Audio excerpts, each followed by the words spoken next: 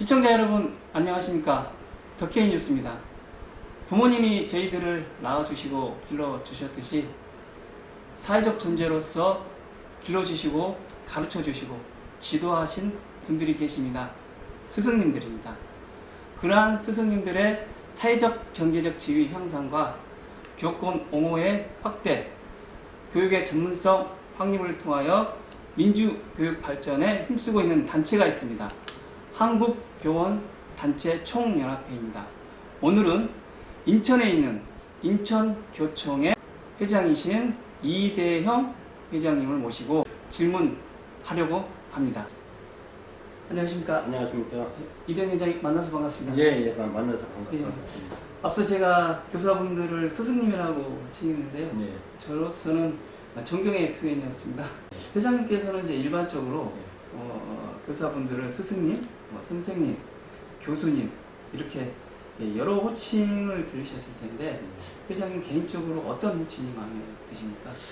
저는 뭐 이 교사에 대한 호칭은 시대 판단에 따라서 이렇게 달라졌다고 생각을 합니다. 근데 호칭 속에는 존경의 마음과 함께 사회가 부여하는 책임의 무게도, 책임감의 무게도 포함하고 있다고 생각합니다. 그래서 저는 이제 선생님으로 교사 생활도 했고 또 교수도 했고 해서 지금은 학생들이 대부분 교수님이라고 하는데 저는 선생님이라고 부르는 아이들이 가장 좋더라고요. 아직도 교수는 이제 원래 직위에 대한 그런 호칭이고 선생님이 가장 좋다고 생각합니다. 그 이유는 인생을 먼저 산 사람으로서 새로운 시대를 살아가는 사람들에게 지표를 마련해 준다라고 하는 측면에서 선생님의 의미가 그렇게 대단히 크다고 그렇게 생각을 합니다. 인생을 먼저 산 사람으로서 인생의 지표의 개념으로서 선생님이라는 호칭을 마음에 두신다. 그러면 회장님께서는 그런 존경하는 선생님이 계셨을 텐데 어떤 분이 있으신가요? 물론이죠. 제가 지금까지 살아오면서 지금 저를 만들어주신 분이라고 저는 생각합니다. 초등학교 5학년 때 제가 특별활동반에 체조반에 들어갔습니다.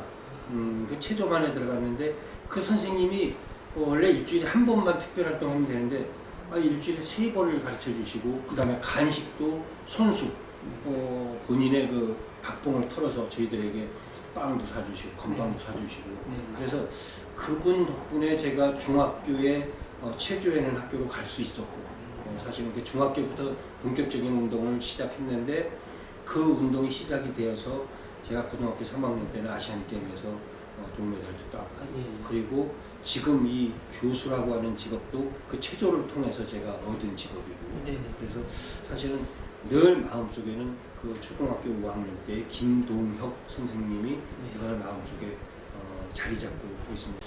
그 2019년 12월 달에 인천교총 회장 선거가 있었죠. 15대 회장 선거. 근데 제가 듣기로는 회장님께서 그때 당시에 400여 개의 학교를 2바퀴나 돌 정도로 열정적으로 선거운동을 했다고 들었습니다. 그에 대한 결과였겠죠. 유권자가 한 7,500명 중에 이제 6,200명이 투표를 해서 60%가 넘는 그런 득표를 획득해서 회장님의 당선되셨다고 들었습니다. 대단하신 것 같아요. 그때 어떻게 유권자의 마음을 얻으셨는지.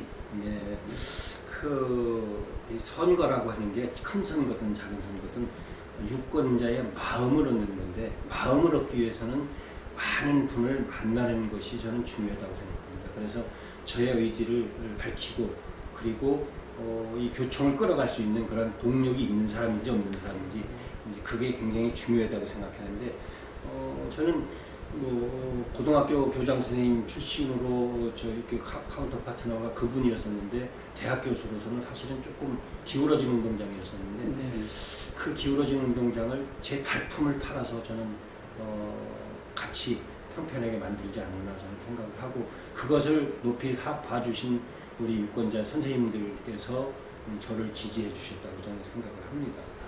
유권자의 7,500명 중에 7,000여 명이 초등교 교사하고 한 300명 정도가 대학 교수라고 했었는데 그 어떻게 보면은 외관적으로 봤을 때는 역경을 딛고서 그 성과를 얻으신 거잖아요. 그러면은 그때의 그 마음가짐과 현재의 마음가짐에 어떠신지요? 전혀 변함이 없고요. 네. 지금도 똑같은 마음으로 우리 선생님들이 학교에서 어려움을 당한다라고 했을 때는 네. 저는 모든 거 팽개치고 우선으로 달려가고 있고요. 그 다음에 학교에서 부당한 그 교육청의 지시가 왔을 때는 반드시 즉각적으로 저는 교육감님께 지금도 전화를 드리고 반드시 이거 시정하려고 지금까지 노력하고 있고, 그래서 그런 측면에서는 대학 교수가 사실은 일하기는 참 편하다 그런 생각이 듭니다. 왜냐하면 교육감님께 어떤 인사권의 침해를 받지 않는 그런 위치에 있기 때문에 네네. 상당히 할 말을 하는, 제가 뭐 그때도 선생님들께 말씀드렸지만 할 말을 하는 교총이 되겠다 이제 그런 생각을 하는데, 지금 뭐 상당히 제가 와서 하여튼 교권 옹호 기금을 1억을 만들어 놨고, 네. 그래서 학교에서 어려움을 당하는 선생님, 교권 침해를 받는 선생님들에게는 무조건 100% 변호사비 다 지원해주는 그런 정책을 펴고 있고, 어쨌든 학교와 교육청의 모니터링을 잘해서 지금 가교 역할을 잘 하고 있다라고 저는 생각을 합니다. 그동안 부당한 교육청에 대한 지시가 있을 때 바로바로 응대를 해주시고, 네. 그다음에 또 할 말을 하는 그런 교총이 되기 위해서 또 노력을 그때나 지금이나 변함없이 이제 하고 있다는 네. 또 그런 말씀이고, 또 교권 옹호 기금이라고 해서 1억 원을 또 출연할 수 있게끔 네. 있다고 하시는데, 네.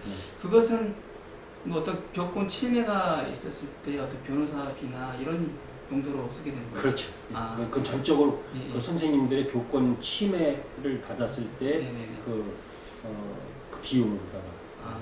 쓰는 거예요. 그러면은 그때 이제 선거 활동 당시에 네. 직접 이제 현장을 돌아다녔을 때 네. 교사분들의 애로점을 많이 듣고 또 네. 느끼셨을 텐데, 네. 또 그러한 애로사항 무엇이며 네. 그러한 애로사항을 인천교총의 수장으로서 어떻게 해결하고 있는지 궁금합니다. 그 지난해 교권 사안에 대한 상임 변호사 현장 지원을 강화를 했습니다. 그래서 저희들이 지금 뭐 여러 건을 처리를 했는데 거의 선생님들에게 이 손해 나지 않도록, 그러나 이제 안타까운 그런 사건들도 있습니다. 성추행에 관련된 것, 또 이 폭력에 관련된 것은 저희들이 어떻게 해도 이길 수가 없습니다. 그런 거 한두 건 빼고는 전부 다 저희들이 승소를 한 상태고 무혐의 판정을 받은 상태입니다.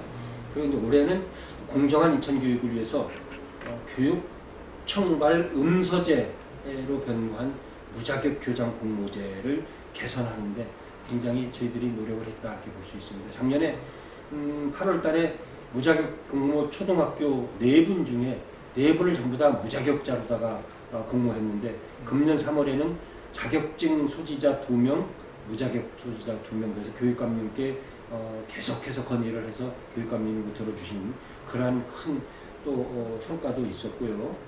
또 코로나19로 인해서 수업권 침해에 대한 대처 방안 마련하는데 주력을 했다. 그래서 이제 이 그때마다 사안별로 선생님들에게 뭐 일례를 들면은 교육청에서 이 페이스 필 그거를 해주셨는데, 선생님들 말씀이 수업을 하다 보니까 이 머리가 울려서 네. 도저히 안 되겠다. 그래서 네. 그것을 마스크로다가 그만큼 대처해서 사주는 그런 대처법도 필요했다고 했는데, 교육청은 뭐 꼭 그거만 사라고 했는데 네. 교육감님하고 직통을 해가지고 그것을 유연하게 변화시켜주는 그러한 역할도 했었고 등등, 하여튼 우리 선생님들의 불편한 점을 네. 최소한, 선생님들이 직접 교육청에 건의는 못하지만 네. 이 교청을 통해서 그 가교 역할을 충분히 한 해다라고 이렇게 볼 수 있겠습니다.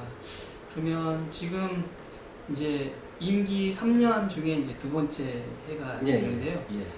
인천교총 회장직을 1년 동안 이제 수행하셨을 때 힘들지 않으셨는지? 좀 힘들었죠.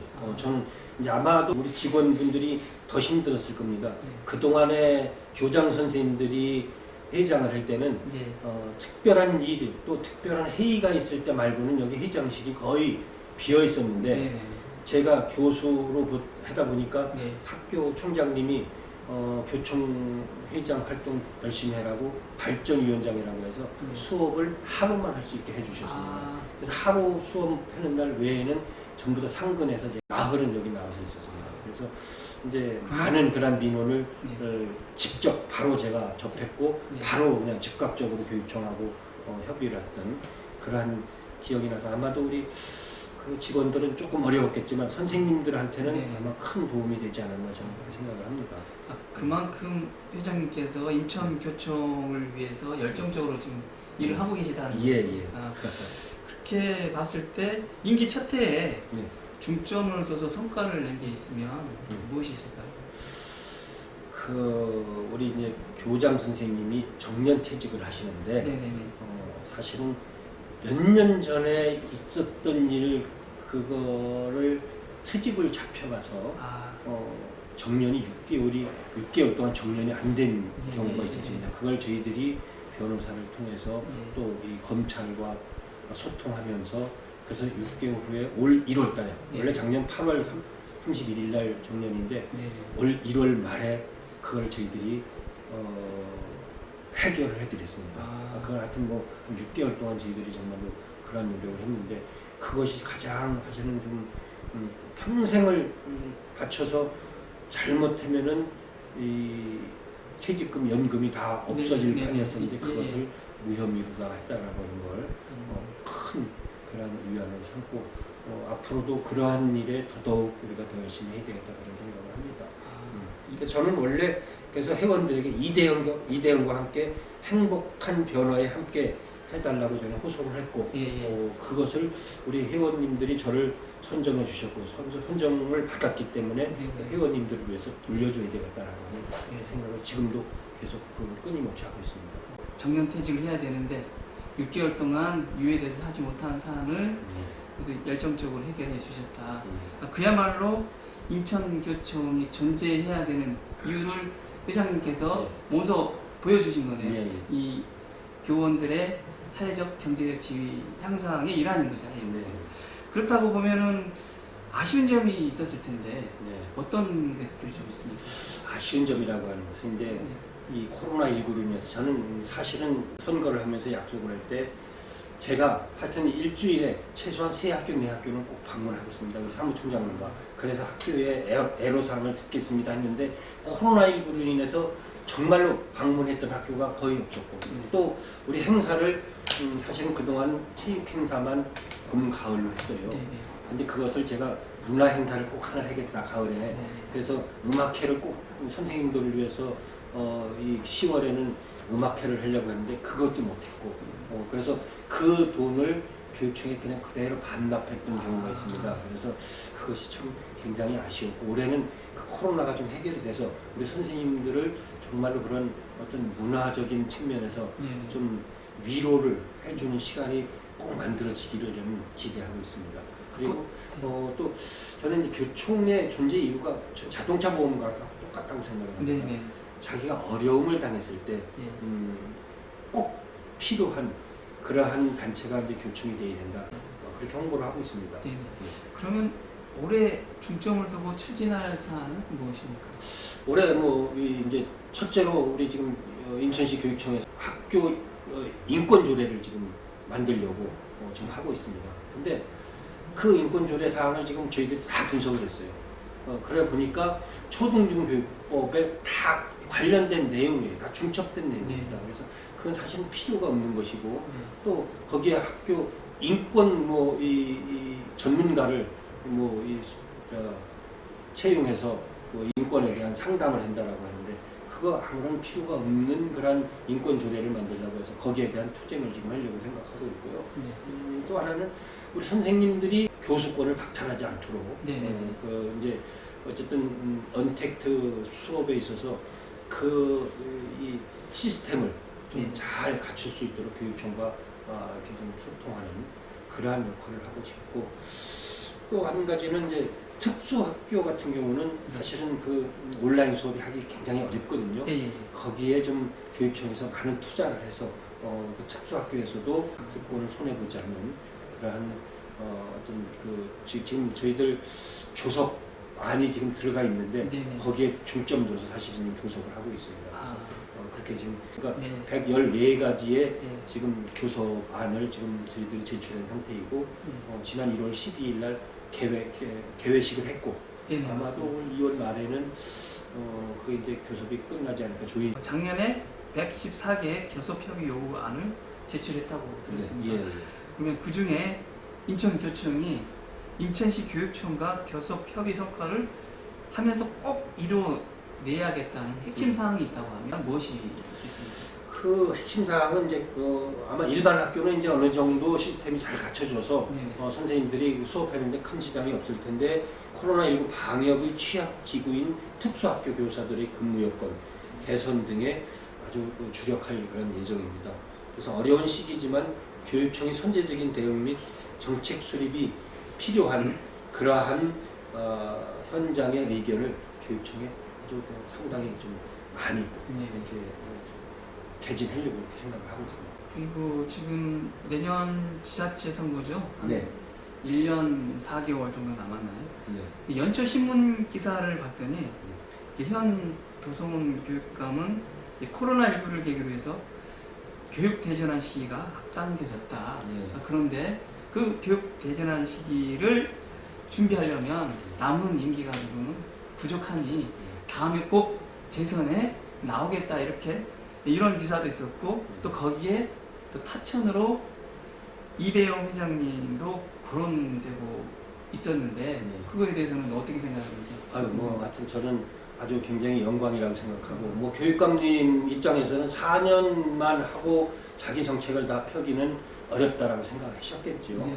그래서 물론 본인이 재선 3선까지도 나올 수 있는 법적으로 이게 허용이 돼 있으니까 이제 본인의 어떤 재선에 나오는 그 변이라고 할까 그렇게 말씀하셨는데 저는 어쨌든 제가 만일에 그런 자리에 도전할 수 있는 기회가 된다면은 정말로 우리 교육의 본질을 회복해야 되겠다라고 하는 그런 안을 아주 갖고 있습니다. 그래서 지금 현장을 제가 400개 학교 2바퀴 돌았다고 하지 않았겠습니까? 네. 학교를 돌면서 제가 들은 그런 내용을 가지고 정말로 이게 교육이 교육답게 그리고 공정하게 이렇게 예측이 가능한 그런 정책을 교육청이 만들어야 되겠다 그런 생각을 굉장히 많이 했습니다.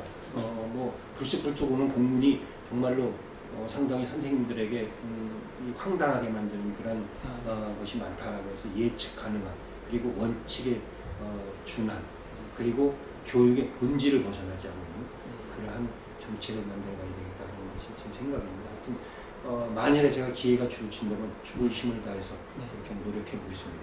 끝으로 인천교총의 회원님들에게 뭐 하실 말씀이 있으시면 말씀 부탁드립니다.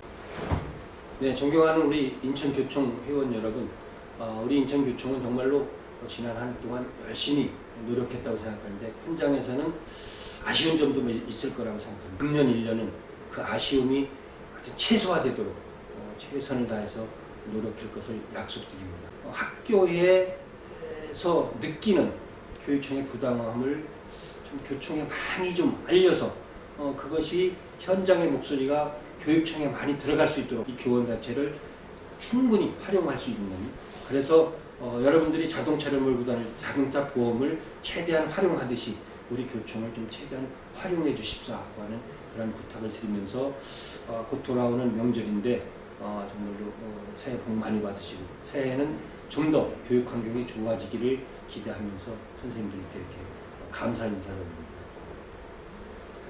인천교총에는 열정이 있는 이대영 회장님이 계십니다. 선생님들의 일을 내일처럼 일하시는 이대영 회장님이 계시는 인천교총 선생님들이 든든하게 느낄 것 같습니다. 오늘 귀한 시간 내어주신 인천교총 이대영 회장님께 감사의 말씀을 전합니다. 이상으로 인천교총 이대영 회장님과의 인터뷰를 마치겠습니다. 더 K뉴스 유정상입니다. 감사합니다. 감사합니다.